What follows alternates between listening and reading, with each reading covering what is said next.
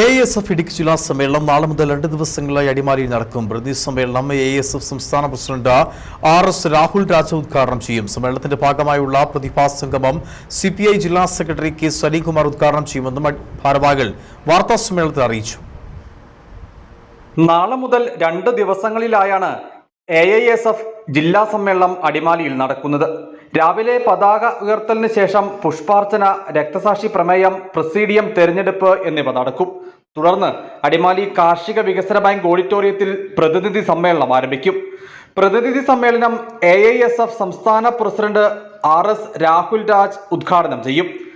സമ്മേളനത്തിന്റെ ഭാഗമായുള്ള പ്രതിഭാ സംഗമം CPI ജില്ലാ സെക്രട്ടറി K സലീംകുമാർ ഉദ്ഘാടനം ചെയ്യുമെന്നും ഭാരവാഹികൾ അടിമാലിയിൽ വാർത്താ സമ്മേളനത്തിൽ അറിയിച്ചു. 12-ാം തീയതി രാവിലെ 10 മണിക്ക് പ്രതിനിധി സമ്മേളനവും ജില്ലയിലുള്ള 10 മണ്ഡലത്തിൽ നിന്നും തിരഞ്ഞെടുക്കപ്പെട്ട 200 പ്രതിനിധികൾ പങ്കെടുക്കുകയാണ്. പ്രതിനിധി സമ്മേളനം AISF സംസ്ഥാന കമ്മിറ്റിയുടെ പ്രസിഡന്റ് സഖാവ് RS രാഹുൽ രാജാണ് ഉദ്ഘാടനം ചെയ്യുന്നത്. അന്നേ ദിവസം തന്നെ ഉച്ച കഴിഞ്ഞിട്ട് 2:30 മണിക്ക് നടക്കുന്ന പ്രതിഭാ സംഗമം ഇന്ത്യൻ കമ്മ്യൂണിസ്റ്റ് പാർട്ടിയുടെ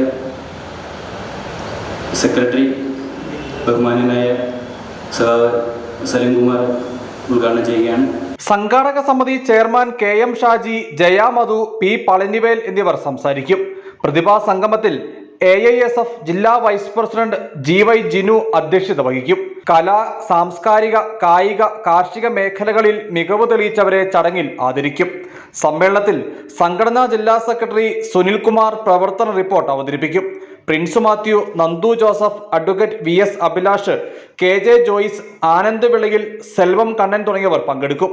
ന്യൂസ് ബ്യൂറോ, അടിമാലി.